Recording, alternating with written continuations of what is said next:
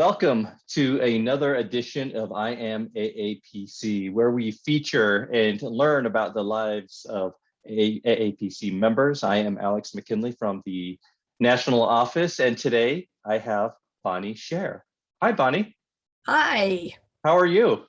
I'm doing well. Thank you so much. It looks like you're in your home office. I am surrounded by my code books. All right, all right. Well, I put out the call a few weeks ago for nominations for members to share their stories, and I just want to read a little bit about what you sent me. So you said, I earned my CPC in the 90s, and we moved to Arkansas in 2000.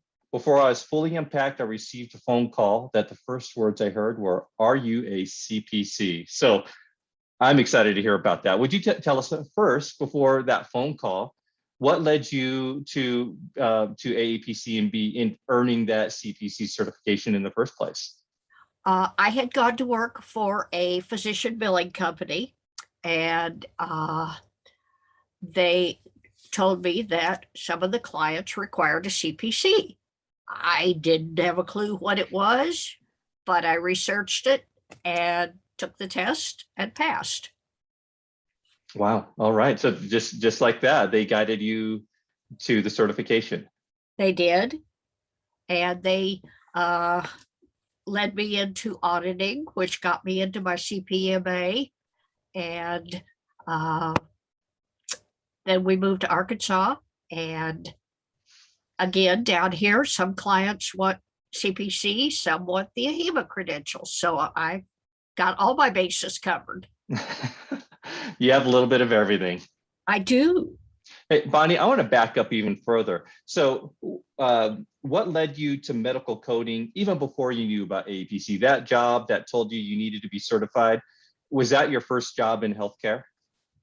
It was not my first job in healthcare. I had gotten my, what was then an ART is now an RHIT, because we had a friend drop dead and left his wife with no insurance and a mortgage and all of this. And I said, I got 2 kids. If something happens to my husband, flipping burgers is not going to support him.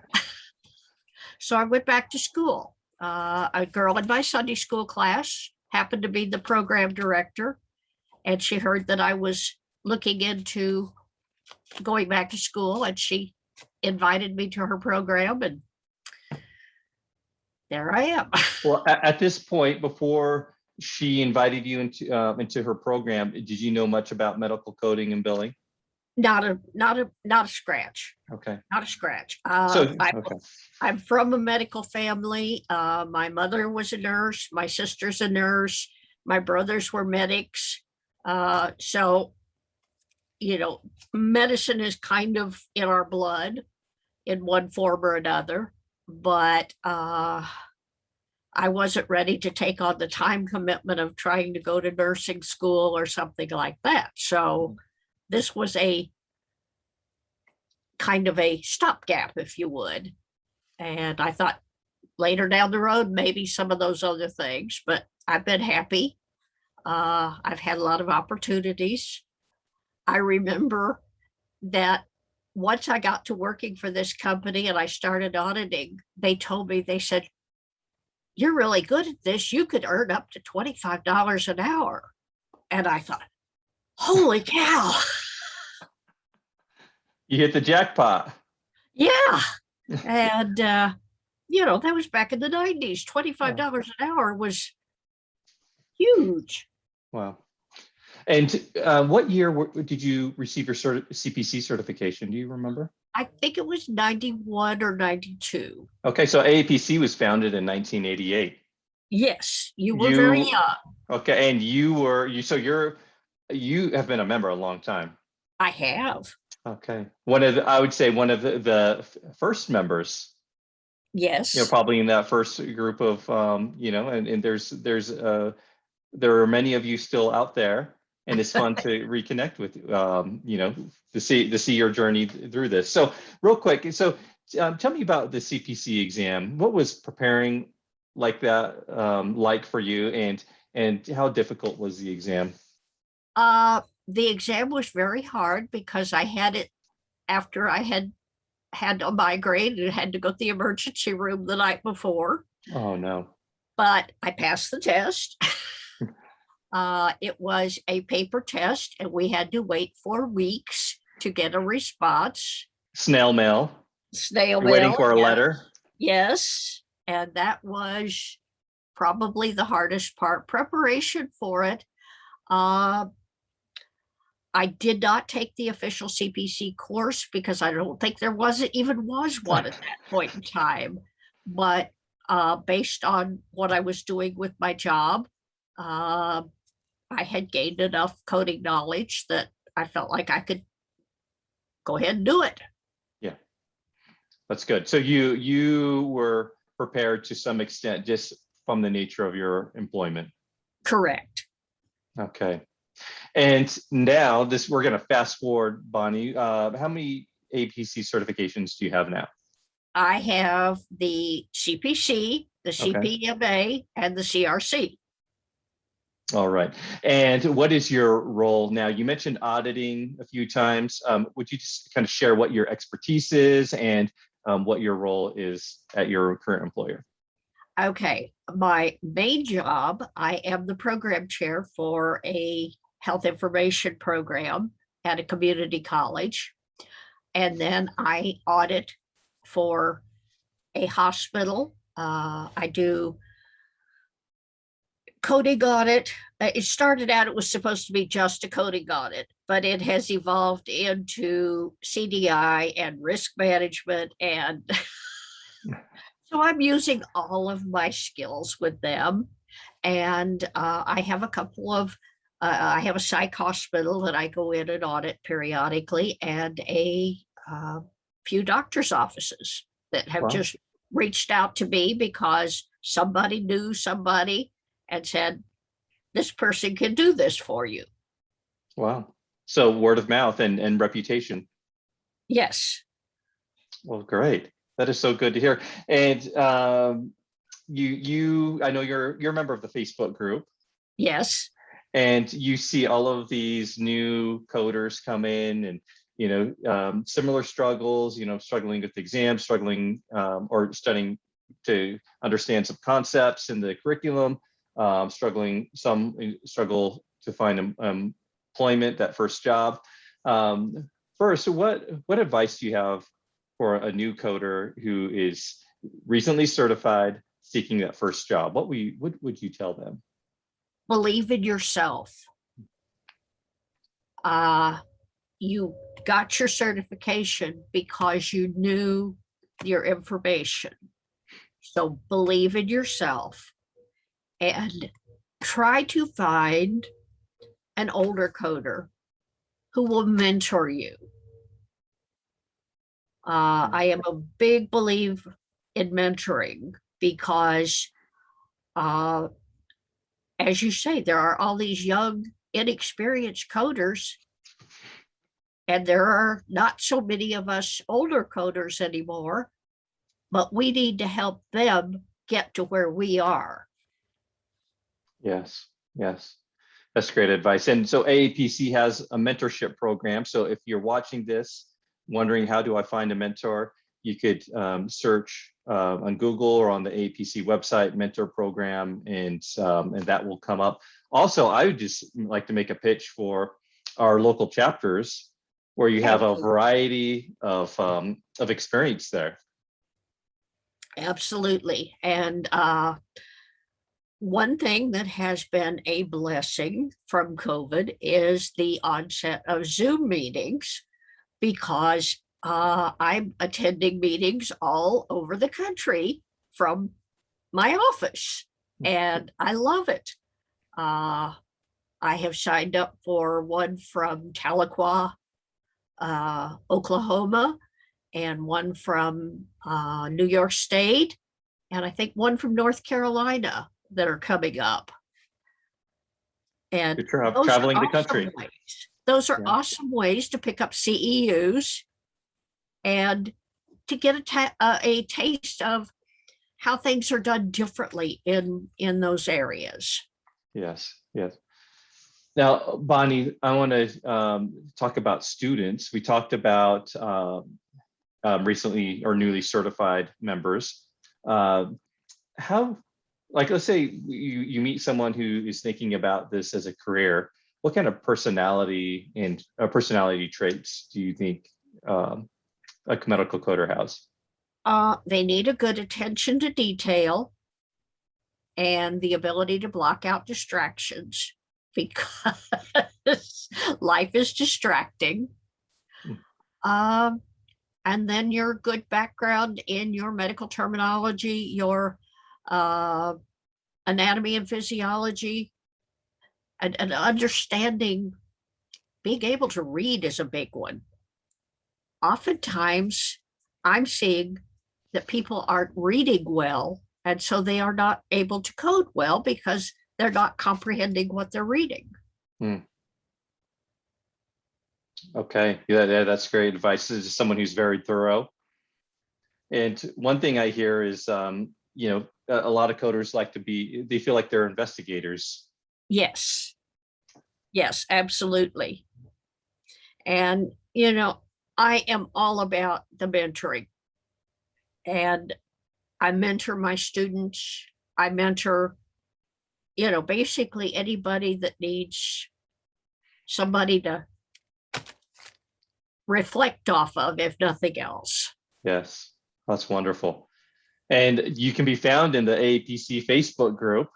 I can. Yeah, so you're in there. Well, Bonnie, let's step back into your career just for a minute. Sure. So right now you have many consulting jobs, you educate, you mentor. Tell us about some of the interesting positions that you've held in the revenue cycle over the years. Probably the greatest one I had was I got to work at Rush Hospital in Chicago, where they were doing all kinds of experimental procedures. And so I got to work learning about those experimental procedures. And they often did videos so the coders could see what they were doing. And that was amazing. I have, as I said, coded all over the country because before I got my job at the college, I did coding and auditing all over the country, from little towns to big towns. I even went to Roswell, New Mexico. And that was a fun one. But it's just been a learning experience each step of the way, because when you go into a new area, whether it's of the country or of the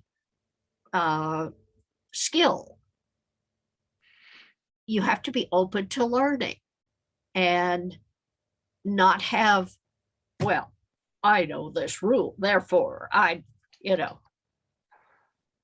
because they do it differently in different parts of the country.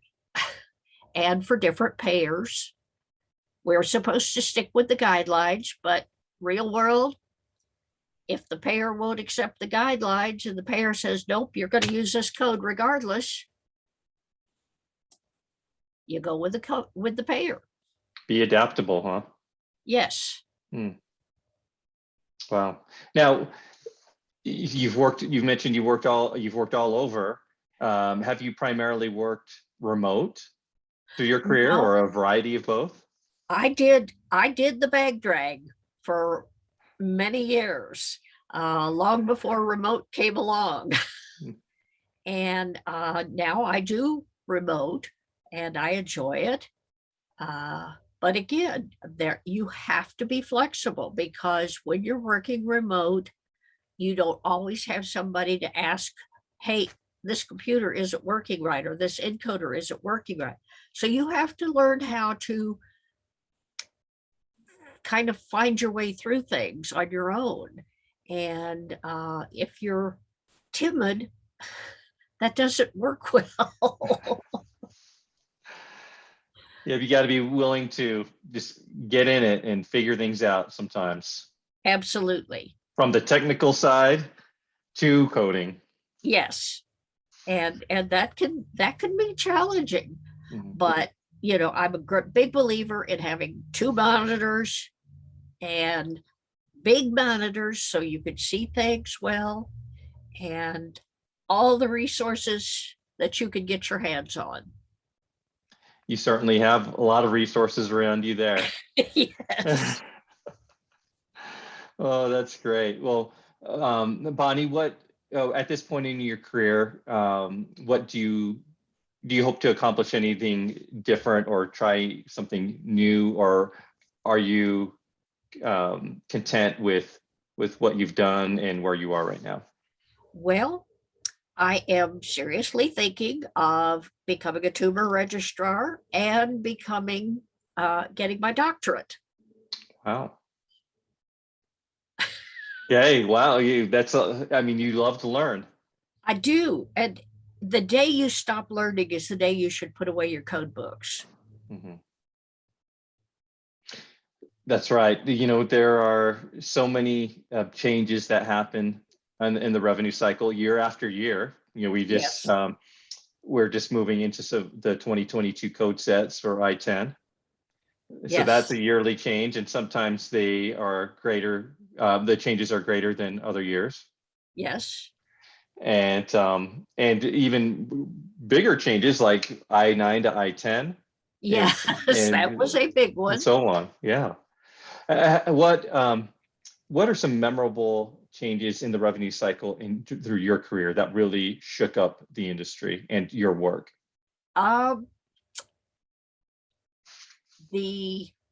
Definitely the change from I-9 to I-10, because when I was at that coding company, we hired a new coder and we put her on mammograms, which was a very straightforward thing. And she started getting all these denials. And we're thinking, how could this be? So we went in and audited her, and it goes back to reading again. She was coding cystic fibrosis for fibrocystic breast disease. So you don't get a mammogram for cystic fibrosis. But those people who haven't played with I-9 don't remember that change very well. Other than that, I see the Macs coming in, the RAC auditors, the more and more emphasis on being aware that, there are consequences to what you do. If you make a coding error, they'll forgive you. If you continue the error, they'll say, hey, you need some education. But if you continue the error, then they're going to measure you for a jumpsuit. Oh boy. Well, that's interesting to hear all of these different changes and the impacts that they've had. It really is. And it's frustrating sometimes. For instance, my hospital that I do most of my work for, they had a CPT code that described a procedure right down to the nth degree. But the Blues said, no, we want this code over here. And that code kind of sort of did it, but it was very generic. And trying to make my coding supervisor understand that, yeah, sometimes, even though it says we're supposed to be as specific as we can, if the payer isn't going to pay it and they say they'll only accept this, you got two choices: don't get paid or code their way. Yeah, that's tough. That's got to be challenging. It is, because she had never encountered that before.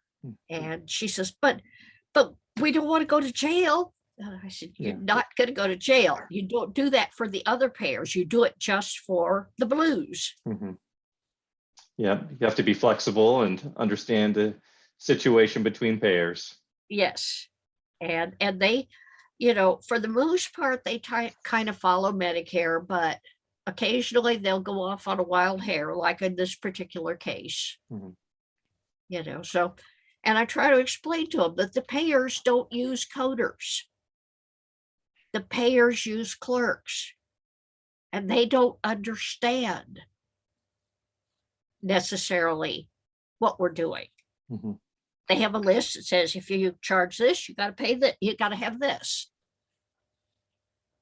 Bonnie, I'm curious, tell us a little bit about the personal side of Bonnie. What kind of things do you do in your free time? How do you escape medical coding? Or is it always, or is it consuming all the time?